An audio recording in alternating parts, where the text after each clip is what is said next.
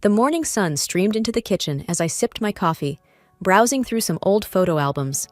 It was surprising how quickly time had passed. As I turned the pages, I remembered the moments we shared as a family. There were photos from vacations, birthdays, school events, and simple family outings.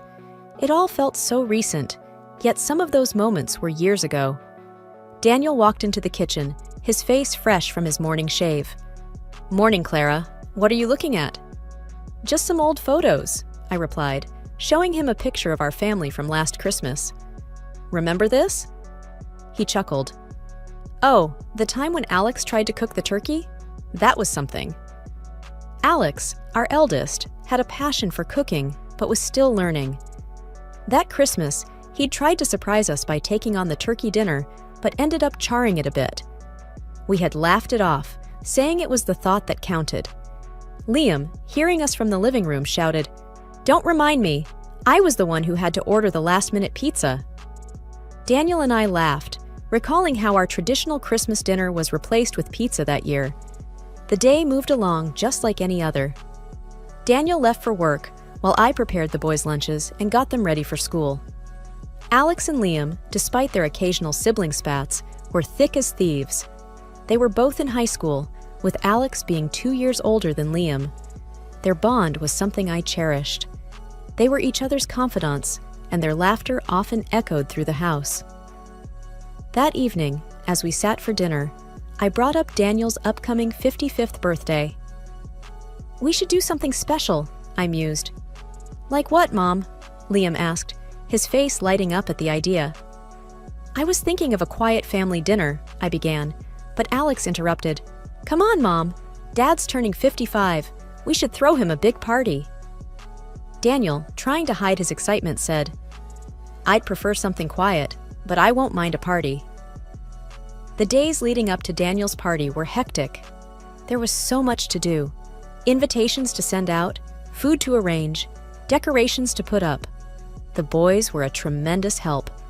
They'd come home from school and immediately get to work, helping in any way they could. Alex took charge of the guest list, ensuring that all of Daniel's closest friends were invited. Liam, being the more artistic one, had ideas for decorations that would make the night truly memorable. One afternoon, as I was on my way to pick up the cake, I received a call from Ella. "Hey, Clara," she began, her voice sweet. "I heard about Daniel's party. Can I come?" Ella was a distant relative, a cousin's daughter, I believe. She was much younger, in her early 20s, and had often visited us during her childhood. Of late, however, she had drifted away, caught up in her own life, I guessed. "Of course, Ella," I responded. "It's been ages. We'd love to have you." "Great," she replied. "I'll see you soon." The day of the party arrived. The house was buzzing with energy. Liam and Alex were ensuring everything was perfect. Guests began to arrive, filling our home with laughter and chatter. Strangely, Daniel was late. He was never late, especially not for something this important. As the clock ticked on, I grew anxious. Calls to his phone went unanswered. And then, the front door opened. But instead of a cheerful Daniel ready to be surprised, he walked in with Ella on his arm. The room went silent. The jovial atmosphere vanished in an instant. My heart raced, and my palms felt clammy. Something was off. Daniel cleared his throat. "Everyone, I have something to say," he began, his voice unsteady. "Clara, I want a divorce. Ella is pregnant, and I'm the father." The room was so silent, I could hear the tick of the clock on the wall. My mind raced, trying to process what I'd just heard. How could this be? Everything had been perfect just a few hours ago. Alex stood up, his face red with anger. "Dad, what are you saying? This is a joke, right?"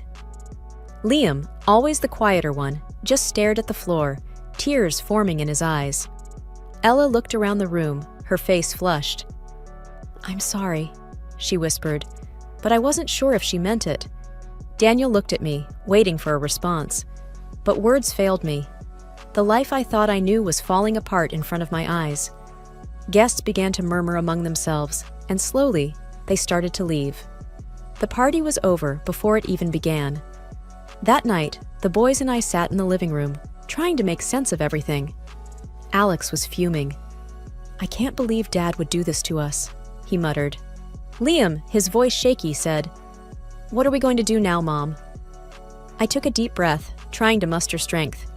"We'll figure it out, boys. We always do."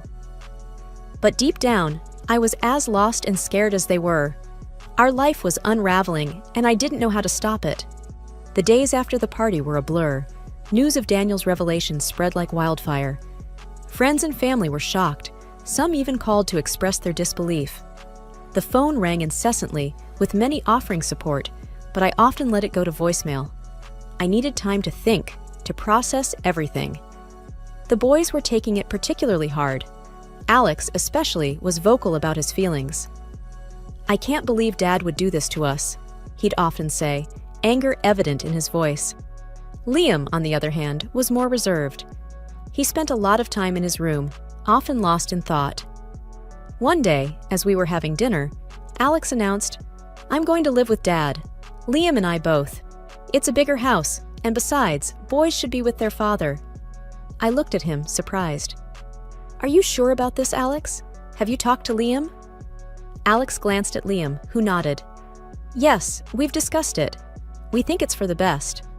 Liam added, "We just think, with everything going on, we should be there for him too." I took a deep breath, fighting back tears. If that's what you both want, then okay. The decision was made. The next week, the boys packed their bags and moved in with Daniel and Ella. The house felt empty without them, but I respected their decision. It wasn't long before things started to change, though. One evening, I received a call from Alex.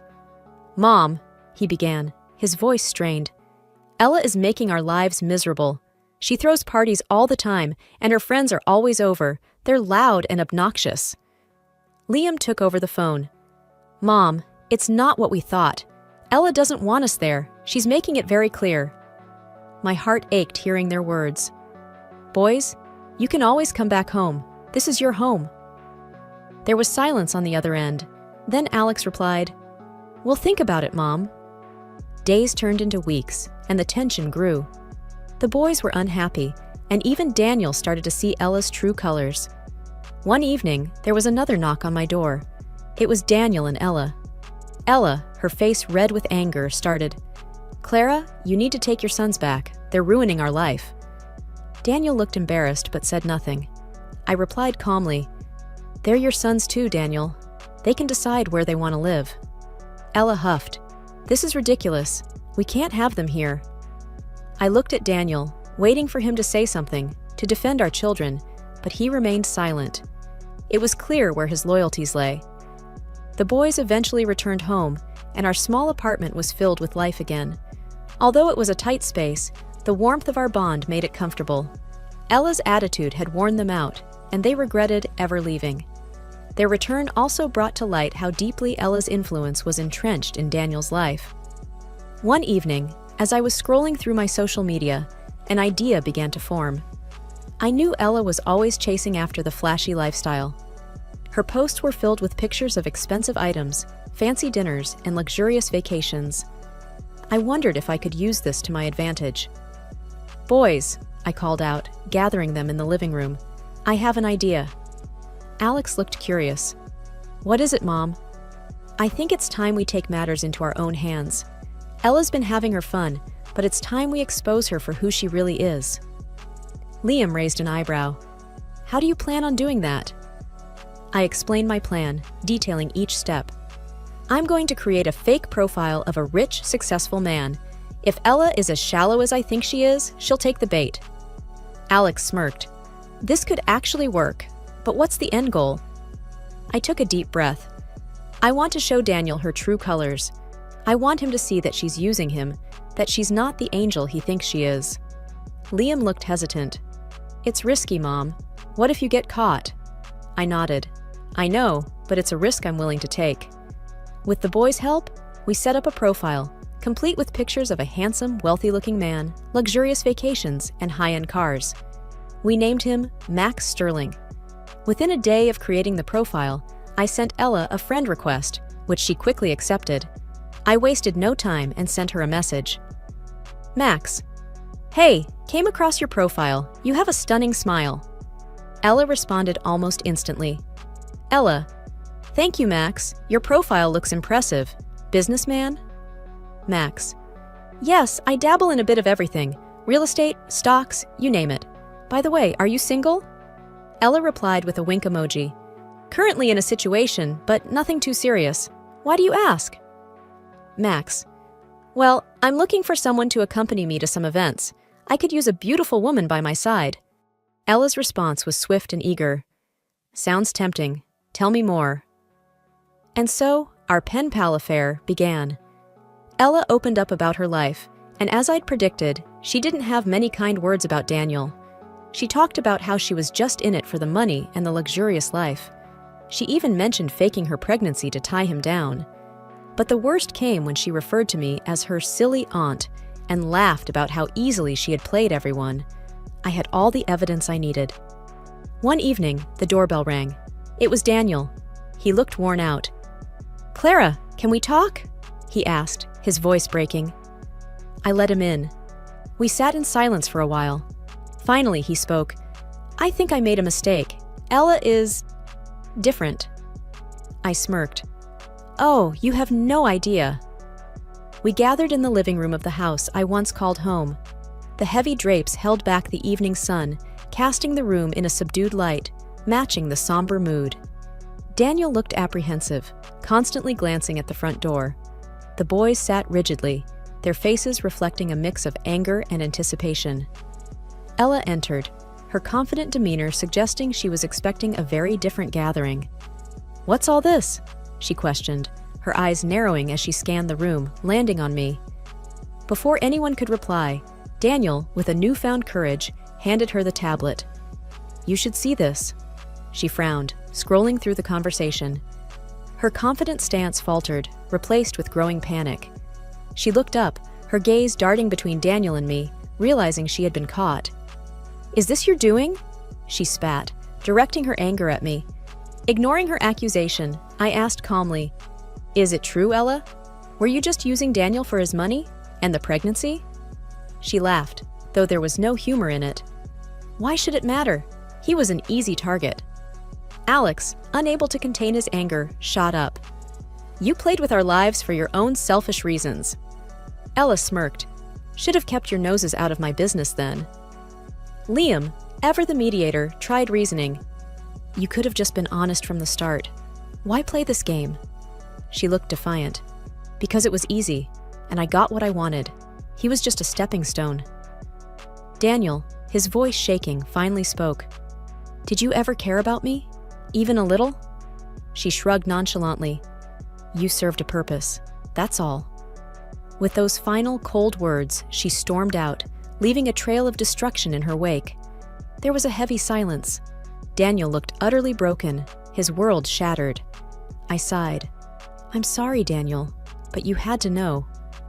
He nodded, tears streaming down his face.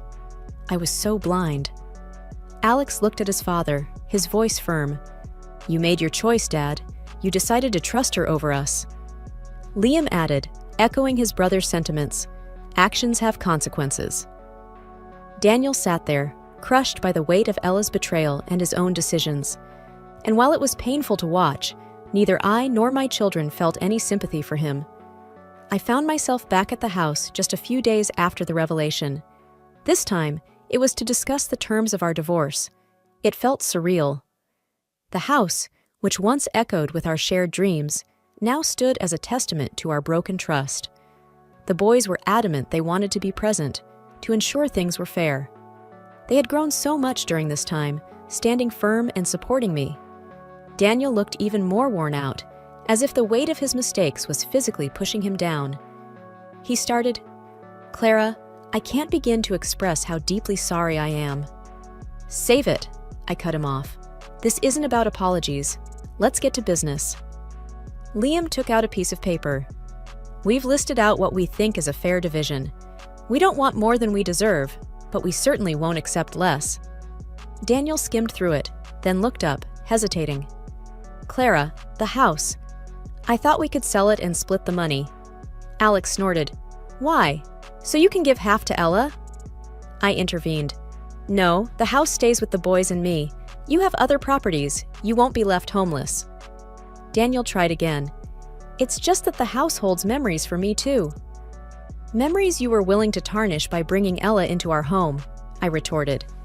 He looked down, defeated. Fine, I won't contest it. The conversation moved on to other assets, bank accounts, and investments. It was a grueling process, bringing up more raw emotions. Every time we hit a roadblock, one of the boys would step in, reminding Daniel of his responsibilities. Finally, after what felt like hours, we reached an agreement.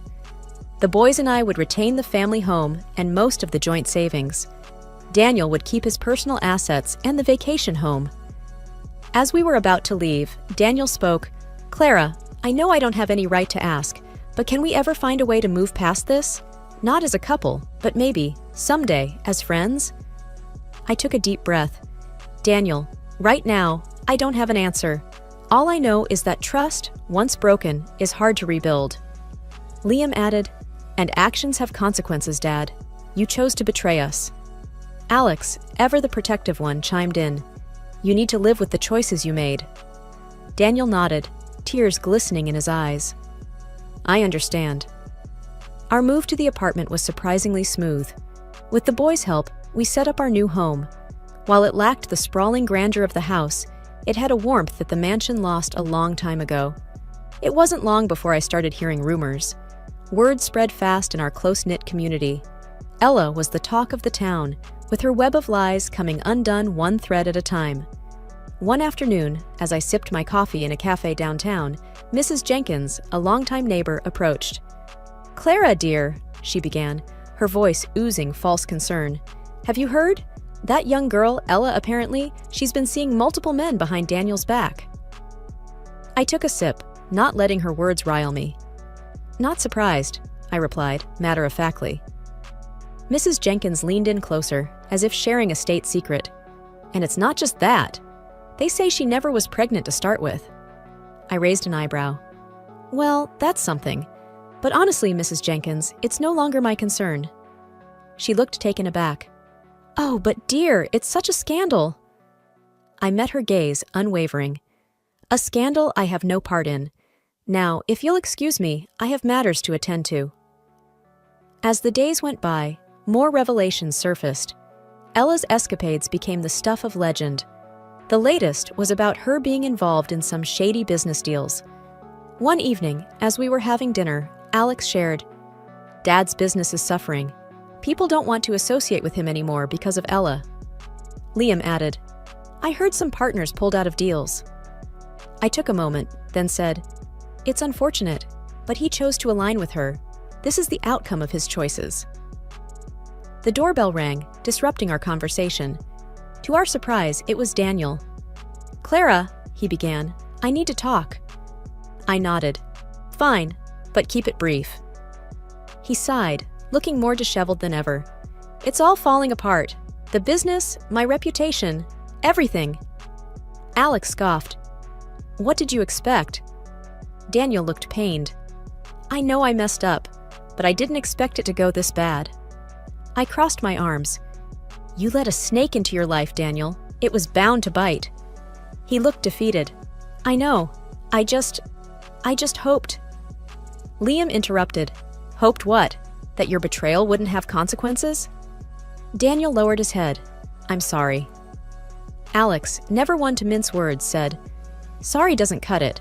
You made your bed. I added, Daniel, it's time you face the music. Clean up the mess you made. He nodded, turning to leave. Thank you for hearing me out.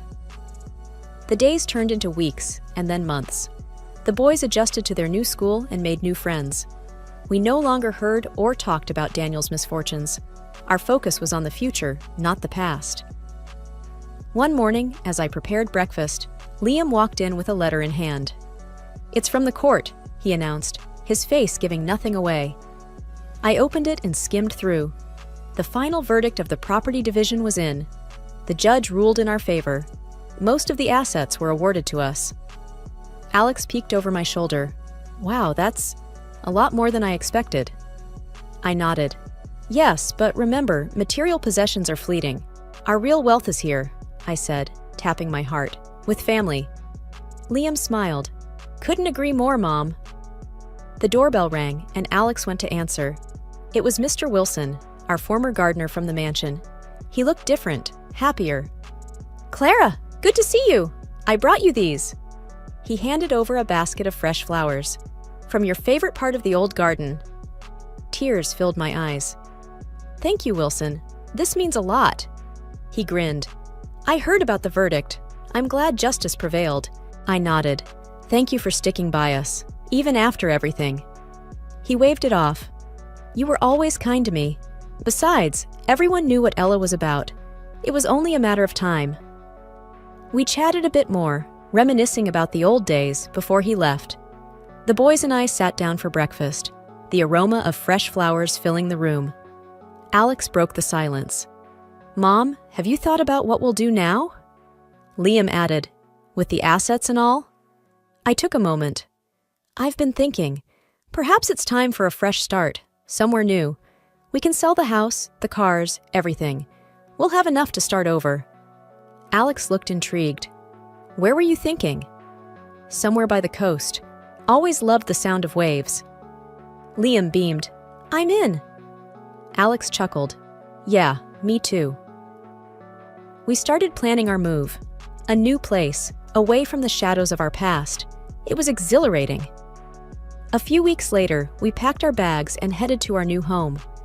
A quaint house overlooking the sea, where mornings started with sunrises and nights ended with the soothing sounds of waves.